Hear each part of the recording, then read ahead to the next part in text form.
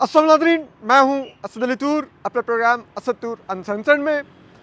आज जो हम बड़ी खबरें लेके आ रहे हैं, एक तो पाकिस्तान और भारत में बढ़ती कशीदगी क्या एक महदूद जंग की तरफ जा रही है, इस पर आपको अंदर की खबरें देंगे। जबकि इसके अलावा क्या भारत ने पहलगाम अटैक वो बाबर आजम जो पाकिस्तानी क्रिकेटर हैं उन पर भी डाल दिया है। क्या है ये बड़ी दिलचस्प कहानी है, ये भी आपको बताएंगे।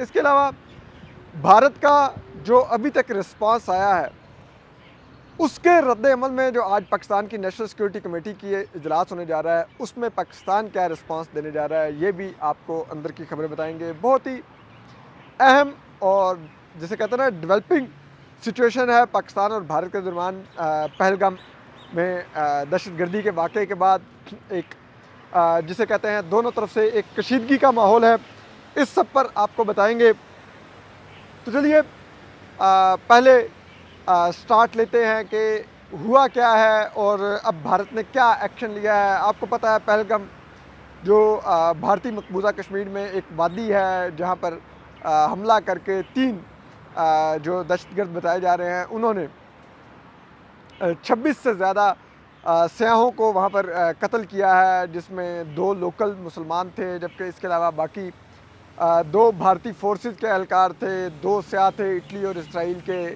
जबकि बाकी भी जो थे वो तकरीबन 20 से 22 भारतीय दीगर शहरी थे। तो उनका कल कत्लेआम हुआ है। उसके बाद भारत ने, आपको पता है भारतीय वज़ीर-ए-आज़म नरेंद्र मोदी अपना सऊदी अरब का दौरा मुख्तसर करके वतन वापस आ गए थे। तो उन्होंने फिर जो भारत ने जो इब्तदाई जो लिए हैं, हम आपको बता दें, ये असद तूर अनसेंसर्ड की ही कल की स्टोरी थी, जो बिल्कुल दुरुस्त साबित हुई है। हमने कल ही बता दिया था, भारतीय फ़ैसला आने से कई घंटे कबल हमने बता दिया था, तकरीबन 7-8 घंटे कबल के भारत क्या इक़दामात लेने जा रहा है। तो वही तकरीबन तमाम इक़दामात भारत ने लिए। हमने बताया था कि भारत मोस्ट लाइकली ख़त्म करने जा रहा है जो, या सस्पेंड करने जा रहा है जो इंडस वाटर ट्रीटी है, यानी कि पानी की तकसीम का भारत और पाकिस्तान का जो मुआहदा है, वो भारत सस्पेंड करने जा रहा है। तो वही हुआ। दूसरा हमने बताया था कि भारत वाघा बॉर्डर बंद कर सकता है, अटारी का जो तबादला पाकिस्तान और भारत के मुसाफिरों का होता है, वो भी बिल्कुल वैसा ही हुआ है। इसके अलावा भारत ने जो पाकिस्तानी शहरियों को जो वीज़े हैं उन पर पाबंदी लगा दी है, और जो वीज़े जारी हो चुके हैं वो मनसूख कर दिए हैं। जबकि अगर उन वीज़ों के तहत कोई पाकिस्तानी शहरी भारत पहुंच चुका है तो उसको 48 घंटे का टाइम दिया है कि वो भारत से पाकिस्तान वापस चला जाए। इसके अलावा भारत ने जो डिफेंस अताशी होते हैं फ़ौजी, एयर फोर्स के और बहरिया के, पाकिस्तान के उन तीनों डिफेंस अताशी को नापसंदीदा शख्सियत करार देकर 1 हफ्ते में भारत छोड़ने का हुक्म दिया है। जबकि भारत ने इसी तरह से अपने जो डिफेंस अताशी हैं, यानी कि बहरिया के, इसी तरह एयर फोर्स के और फ़ौज के, उनको वापस बुला लिया है। इसके अलावा भारत ने पाकिस्तान में अपनी जो डिप्लोमेटिक प्रेजेंस है, ऑलरेडी सफ़ीर तो नहीं होता लेकिन जो डिप्लोमेटिक प्रेजेंस थी उसको जो इस वक्त 55 थी उसको 30 करने का ऐलान किया है, यानी कि 25 अपने वो डिप्लोमेट्स वापस बुलाएगा। जबकि पाकिस्तान के भी जो भारत में 55 सफ़ीर हैं उनमें से उन्होंने कहा है कि 25 वापस चले जाएँ और उसको सिर्फ 30 तक रखा जाए। ये भारत के वो इब्तदाई इक़दामात हैं जिनके जवाब में अब अभी हम बताते हैं कि जंगी सूरत हाल किस तरह से बढ़ने जा रही है और क्या इम्कान है। लेकिन अब इसके जवाब में पाकिस्तान एक नेशनल सिक्योरिटी कमेटी आज मीटिंग करने जा रहा है। ये नेशनल सिक्योरिटी कमेटी मीटिंग कि जिसकी सरबराही वज़ीर-ए-आज़म शहबाज शरीफ साहब करेंगे। इनके साथ army chief general Nasir Munir साहब होंगे, नेवी के चीफ होंगे, एयर चीफ होंगे, ISI के DG होंगे लेफ्टिनेंट आसिम मलिक साहब, इसी तरह से DGMI होंगे, DGMO होंगे, जो मिलिट्री ऑपरेशंस होते हैं, क्योंकि यही हॉटलाइन पर भारत से राब्ते में भी होते हैं। इसके अलावा इसमें IB के चीफ होंगे, वज़ीर दिफ़ा होंगे, वज़ीर ख़ारजा होंगे, वज़ीर दाखिला होंगे, वज़ीर ख़ज़ाना होंगे। वज़ीर ख़ज़ाना तो बैरून मुल्क दौरे पर हैं, तो फिर कोई और होगा। और इसी तरह जो की मिनिस्टर्स होंगे वो इसमें होंगे। तो ये इसमें अब भारत के इस रिएक्शन का जवाब गौर किया जाएगा। देखिए पाकिस्तान के पास इस जो रिएक्शन है इसका जवाब देने के ऑप्शंस महदूद हैं, क्योंकि देखिए इंडस वाटर ट्रीटी पे पाकिस्तान ये पोजीशन लेगा कि इंडस वाटर ट्रीटी भारत यकतरफ़ा तौर पर ख़त्म नहीं कर सकता, ना ही उसको मुअत्तल कर सकता है। तो ये भारत का यकतरफ़ा इक़दाम गैर कानूनी है और इसकी कोई कानूनी हैसियत नहीं है, ना ही इसका इतलाक़ होगा। क्योंकि देखिए भारत ने ये बड़ा कैलकुलेटेड एक कार्ड खेला है। अगर भारत इस इंडस वाटर ट्रीटी को सिरे से ख़त्म ही कर देता तो फिर तो आप कह सकते हैं कि एक लिहाज से ये ऐलान जंग भी था आबी तौर पर पाकिस्तान के लिए, कि भारत फिर उसके बाद चाहे वो कहता है कि हम जिस तरह के मर्जी डैम्स बनाएंगे, पानी रोकेंगे पाकिस्तान का, वो सब इक़दामात का वो ऐलान कर सकता था। लेकिन उसके जवाब में फिर पाकिस्तान के पास भी ऑप्शन आ जाते हैं कि पाकिस्तान अगर चाहता है, जिस तरह के भारत मुख्तलिफ़ जगहों पर डैम्स बना रहा है जिनके ख़िलाफ़ पाकिस्तान ने इंडस वाटर ट्रीटी के तहत वर्ल्ड बैंक और दीगर आलमी फोरम से रजू कर रखा है, तो फिर पाकिस्तान के पास भी ये ऑप्शन होता है कि ठीक है, अगर इंडस वाटर ट्रीटी ख़त्म हो गया तो फिर हम उन डैम्स को मिसाइल से या दीगर चीज़ों से निशाना बना के तबाह भी कर सकते हैं, तो बिल्कुल एक जंग का समा हो जाए। तो वो तो उस तरफ तो भारत को भी अंदाज़ा है, वो इस हद तक नहीं गया, उसने सिर्फ उसको सस्पेंड किया है और पाकिस्तान उस सस्पेंशन को भी नहीं मानेगा और पाकिस्तान ऐलान कर सकता है कि हम आलमी फोरम से रजू करेंगे कि भारत इसको नहीं कर सकता सस्पेंड। इसी तरह वाघा बॉर्डर भारत सस्पेंड कर चुका है, पाकिस्तान कहेगा फ़ाइन, आपकी साइड से बंद है, हमारी साइड से खुला भी हो तो मुसाफिर तो दूसरी तरफ नहीं जा सकता, ना उधर से इधर आ सकेगा, तो रहे सस्पेंड। फिर इसी तरह से जो वीज़ाज़ हैं उन पर पाकिस्तान गौर कर सकता है कि पाकिस्तान भी भारतीय शहरियों के वीज़ा पर पाबंदी लगा सकता है। लेकिन इसमें पाकिस्तान जो ऑप्शन अभी भी खुला रखेगा वो है जो भारतीय सिख यात्री जो आते हैं शेखुपुरा के पास ननकाना साहब में अपनी गुरुद्वारा में उधर, वो पाकिस्तान अभी भी ऑप्शन ओपन रखेगा, क्योंकि पाकिस्तान की एक आप कह लें कि एक ओलिव ब्रांच है जो भारत में बसने वाले सिखों के लिए है और पाकिस्तान इसके ज़रिए काफ़ी हद तक आप कह लें कि एक लेवरेज भी है पाकिस्तान को भारतीय पंजाब में, तो पाकिस्तान कभी भी वो लेवरेज लूज़ नहीं करेगा। लेकिन पाकिस्तान वैसे जो भारतीय शहरी हैं उसके अलावा उनके वीज़ा ज़रूर वक्ती तौर पे मुअत्तल कर सकता है। इसके अलावा जो एक और इक़दाम है दिफाई अताशीज़ का, उसमें भारत ने अपने दिफाई अताशी खुद ही विड्रा कर लिए हैं, तो पाकिस्तान के पास अब ये ऑप्शन नहीं है कि पाकिस्तान उनको निकाले, वो खुद ही जा रहे होंगे। लेकिन Pakistan for the sake of optics ऐलान कर सकता है कि हम जो दिफाई अताशी हैं उनको हम कहेंगे कि वो मुल्क छोड़ दें 1 हफ़्ते के अंदर। इसी तरह से जो डिप्लोमेटिक प्रेजेंस है वो भारत ने 55 से 30 कर दी है, तो पाकिस्तान के पास ये ऑप्शन है कि पाकिस्तान इसको मज़ीद भी कम कर सकता है कि आप 30 से भी कम कर दें। लेकिन ये पाकिस्तान का फ़ैसला होगा। लेकिन पाकिस्तान ये भी देखेगा कि इस वक्त आलमी माहौल जो है, क्योंकि भारत में 26 सियाह मारे गए हैं, तो इस वक्त सिंपथी जो है इस दहशतगर्दी के वाक़े की वजह से वो भारत के साथ है तमाम हमदर्दियाँ। तो पाकिस्तान को बहुत ज़्यादा नहीं चाहेगा कि वो ऐसे इक़दामात भी ले के जिससे पाकिस्तान, जिस पर ऑलरेडी इल्ज़ाम लग रहा है, मज़ीद पाकिस्तान पर कोई इल्ज़ाम आए कि पाकिस्तान देखें सिफारती लिहाज से भी भारत पर जिसे कहते हैं ना वो एग्रेशन कर रहा है, भारत के साथ जारहियत कर रहा है। तो पाकिस्तान कोशिश करेगा कि अपनी तरफ से बहुत मॉडरेट से इक़दामात ले, ताकि कोई बहुत ज़्यादा उसमें ये भी ना हो कि पाकिस्तान ने भारतीय जारहियत सफारती जारहियत के मुकाबले में सफारती जारहियत किया, तो पाकिस्तान बड़ा कैलकुलेटेड रिस्पांस देगा। इसके अलावा अब आ जाते हैं जो मिलिट्री रिस्पांस होगा। देखें इसमें पाकिस्तान यकीनन बैठ के गौर करेगा, क्योंकि जो सिफारती ज़राए हैं जो मगरिब में जो सिफारती ज़राए हैं वो इस बात का इशारा दे रहे हैं कि उनको ये ख़दशा है कि भारत कोई ना कोई पाकिस्तान के अंदर सर्जिकल स्ट्राइक ज़रूर करेगा इस हमले के बाद, और वो सर्जिकल स्ट्राइक बड़ी कैलकुलेटेड हो सकती है, यानी कि कोई बड़ी जंग भी ना जिससे हो। लेकिन भारत, क्योंकि बिहार में इलेक्शन आ रहे हैं, भारत दिखाएगा कि देखो नरेंद्र मोदी के लिए ये एक बड़ा पॉइंट है कि वो अपनी आवाम को दिखाएं कि देखो मैंने पाकिस्तान को जवाब दिया, ताकि बिहार के इलेक्शन में वो जंगी माहौल बना के वो इलेक्शन जीत सकें। तो इसके लिए भारत के पास जो ऑप्शंस हैं उसमें मिसाइल स्ट्राइक का ऑप्शन है कि वो जिसे कहते हैं ना कम फासले तक मार करने वाले मिसाइलों के ज़रिए पाकिस्तान में कुछ जगहों को निशाना बना सकता है। इसके अलावा भारत के पास दोबारा ऑप्शन है कि वो अपनी एयरफोर्स के ज़रिए स्ट्राइक करे पाकिस्तान में। जबकि तीसरा ऑप्शन जो है वो भारत लाइन ऑफ कंट्रोल के इस पार यानी पाकिस्तानी साइड पर किसी न किस्म की एक महदूद सी कार्रवाई कर सकता है और अपने अवाम को कह सकता है कि हमने पाकिस्तानी साइड पर जो कश्मीरी अस्करियत पसंद हैं उनके इतने ठिकानों को निशाना बनाया है। तो ये वो तमाम ऑप्शन हैं जो भारत के पास हैं।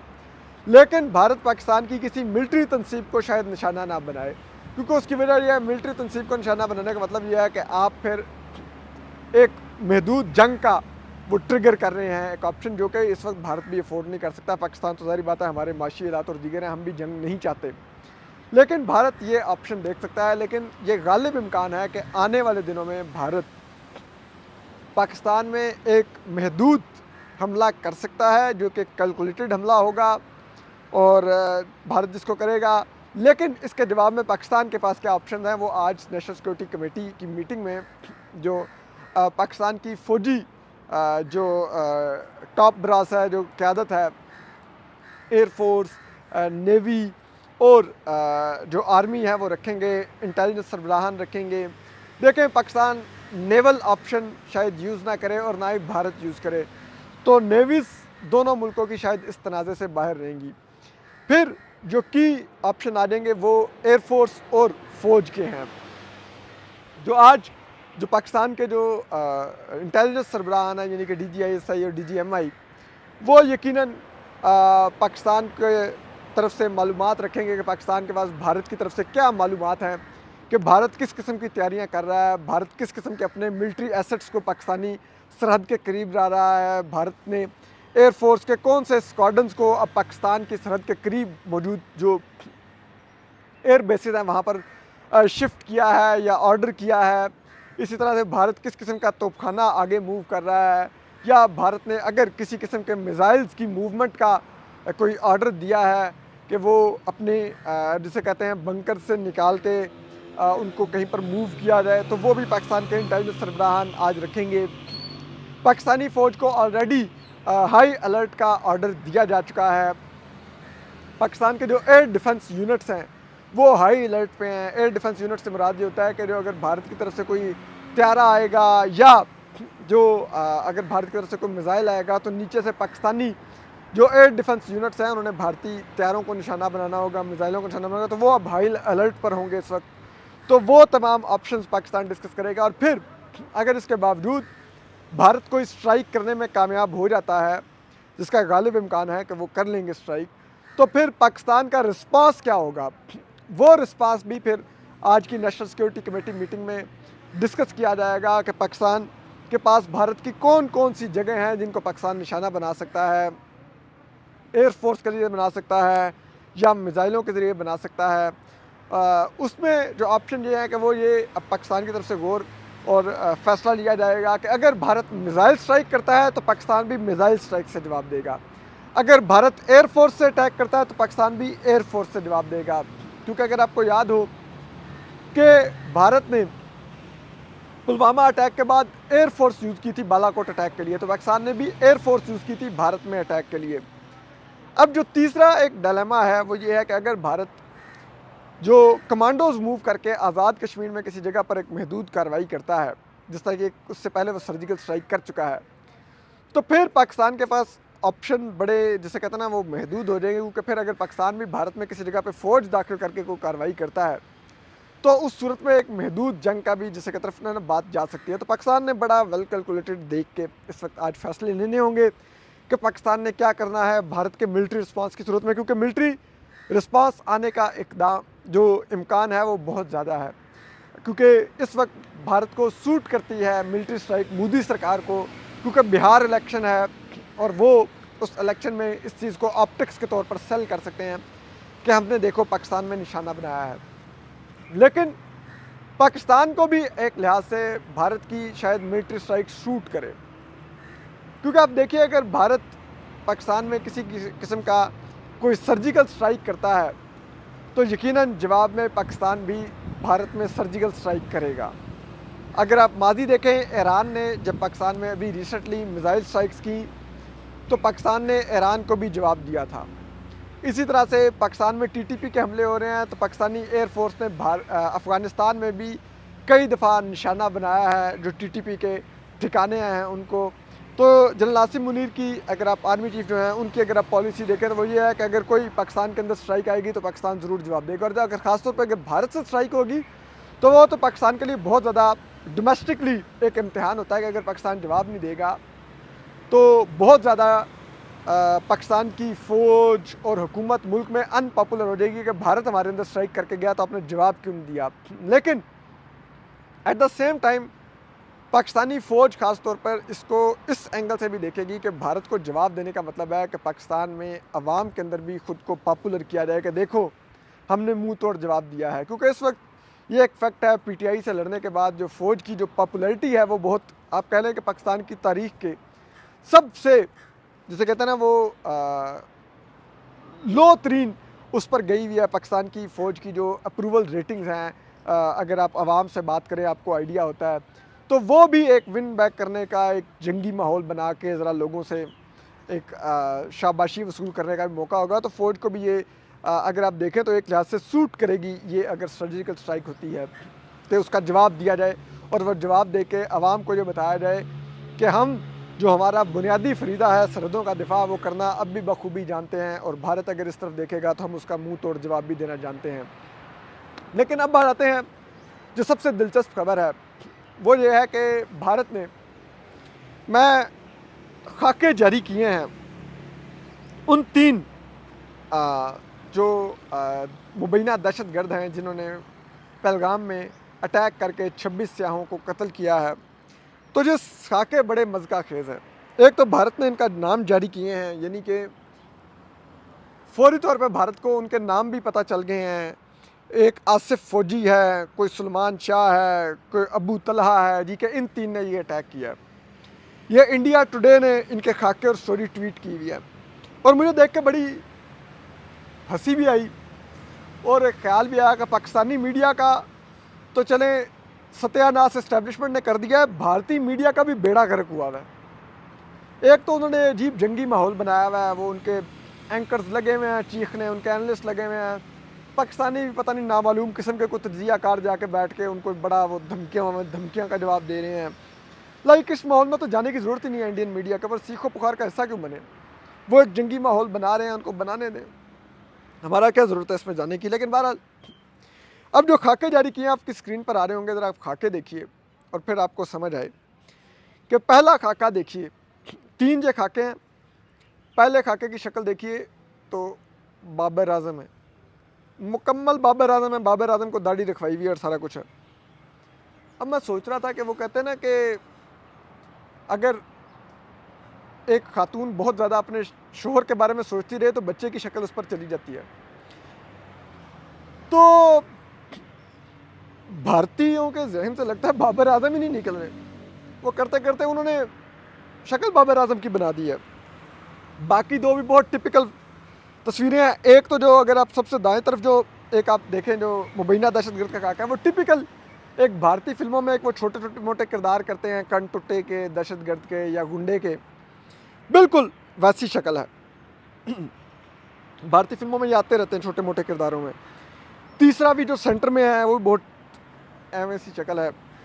तो यानी कि बहुत ही हल्का और सस्ता काम कर रहा है भारतीय मीडिया। ये इंडिया टुडे की है कि जी खाके जारी किए हुए हैं। मतलब जिस भी सहाफ़ी को ये खाके दिए गए थे पहले तो उसकी खुद अपनी हंसी छूट जानी चाहिए थी कि यार ये मेरे से क्या आप खबर चलवाने लगे हैं, ये मतलब कम ऑन ये क्या बना के लाया। लेकिन खैर उधर भी प्रोपेगेंडे का माहौल है, वो प्रोपेगेंडा कर रहे हैं। लेकिन सूरत हाल दिलचस्प है, हम आपको अपडेट करते रहेंगे। डेवलपिंग स्टोरी है, अपना ख्याल रखिए, अल्लाह हाफिज़।